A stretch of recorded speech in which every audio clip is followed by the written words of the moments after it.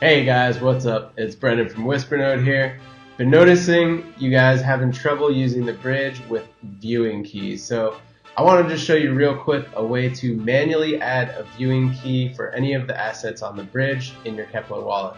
So first thing you're going to do is go to bridge.secret.network. You're going to click on the swap page. This is the easiest way to get the contracts for the various tokens. Then you're going to click this select token button down here.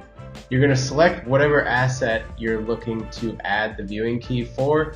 So I'm going to just do, let's do Secret Uni here. I'm going to click this copy button. And then I'm going to go to my Keplr wallet. And I'm going to click this little hamburger menu here. I'm going to click add token. And I'm going to paste that address in here. And you're going to see it automatically brings up Secret Uniswap. And I'm going to click submit. You need to make sure you have a little bit of secret in your wallet for the gas fee. Click set fee there, approve that, and you'll wait just like a second or two here, and that transaction should go through. And once it does, you're going to then see Secret Uni pop up down here, and you'll be able to see your balance.